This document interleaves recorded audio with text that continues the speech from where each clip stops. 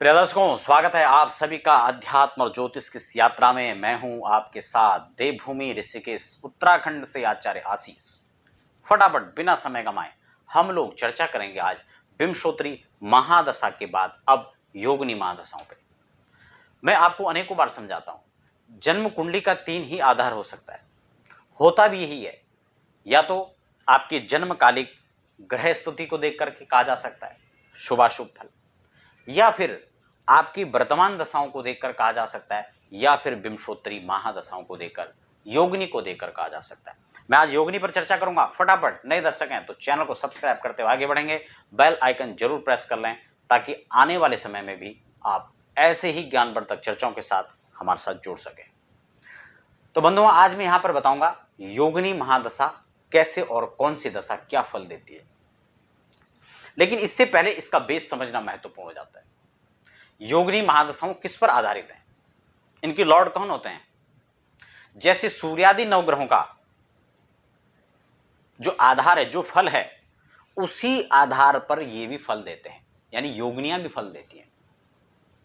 मैं आपको क्रमशः बता दूं, इसमें मंगला, पिंगला, धान्या, भ्रामरी, भद्रिका, उल्का, सिद्धा, ये चारों जो दशाएं हैं, ये 8 जो दशाएं योगिनियां हैं, इनमें से मंगला शुभ है, धान्या शुभ है, सिद्धा इसमें शुभ है और भद्रिका इसमें शुभ है।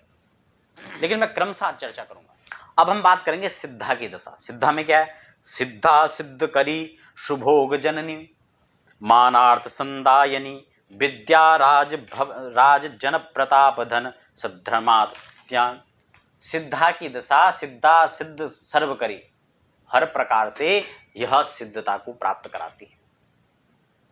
हर प्रकार से आपको शुभ मिलेगा। व्यापार अम्बभूषण कृतुद्धारा मंगल्य, आपको व्यापार में लाभ प्राप्त कराएगा,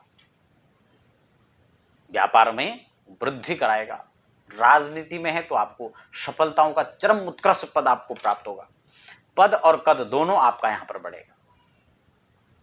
कोई कार्य आपने प्रारंभ किया तो उसमें संशय नहीं है, क्योंकि दशा अनुकूल है, समय अनुकूल है। और समय का एक बहुत बड़ा खेल है। अगर सही समय पर सही चोट की जाए तो निश्चित रूप से वही आकार प्रदान होगा जो आप करना चाह रहे हैं।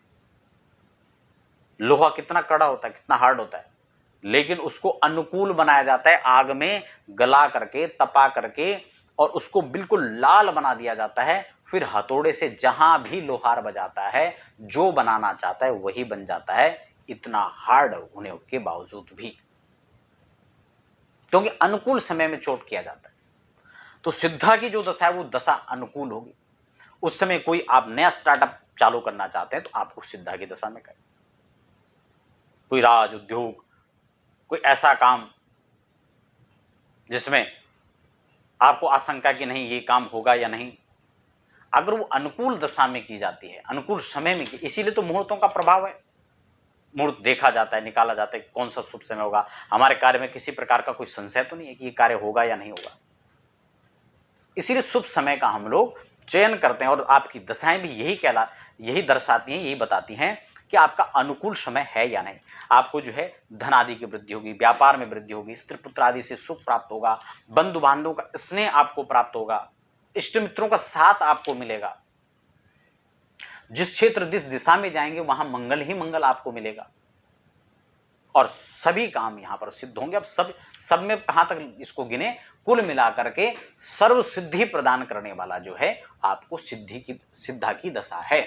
आप कोई मंत्र सिद्ध करना चाहते हैं, कोई यंत्र सिद्ध करना चाहते हैं, आप कोई व्यवस्था बनाना चाहते हैं, आप अपने आप को शोधन करना चाहते हैं, तो इस सिद्धा की दशा आपके लिए सर्व उपयुक्त मानी जाएगी।